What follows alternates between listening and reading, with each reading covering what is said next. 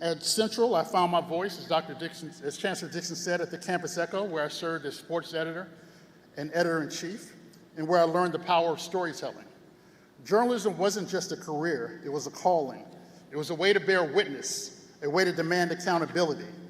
By 1990, the year I graduated, Mandela had been released from prison, the Berlin Wall had come down, President George H.W. Bush was sending troops to the Middle East, North Carolina was battling poverty, segregation, educational inequity, the economy was on edge, hip-hop was rising, and if you were Black in America, you were expected to survive, not thrive.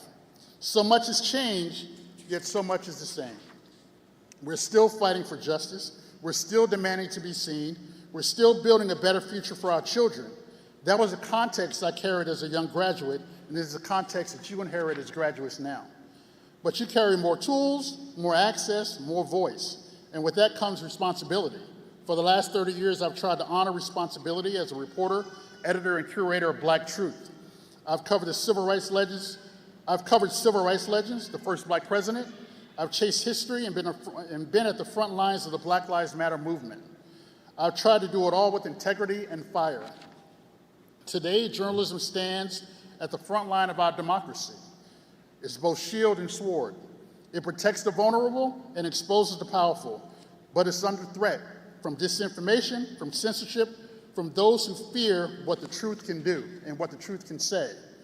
So whether you're entering the media, medicine, music, law, technology, library sciences, education, business, understand this, that you are not just entering the workforce, you are entering a battlefield for truth, and this is the battlefield.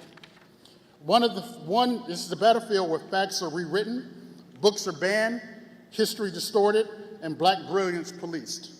You are stepping into a world where algorithms shape opinion more than knowledge, where outrage is louder than justice, where being Black, brilliant, and bold is seen as a threat.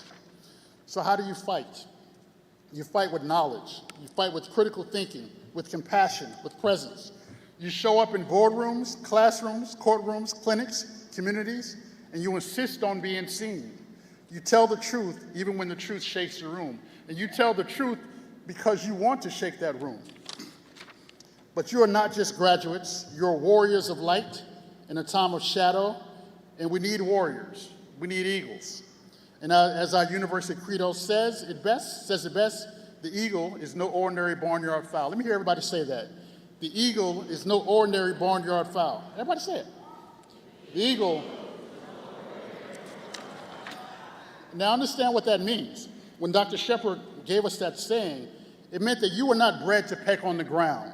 You were not born to bow down. You were born to soar, to rise where others retreat, to see what others can't. But soaring isn't selfish. You now have an obligation to your people, to your community, to this university, and those yet to come. You must lift as you climb, mentor, build, give, protest, create, challenge systems, plant seeds, and pour back into the soil that nourished you.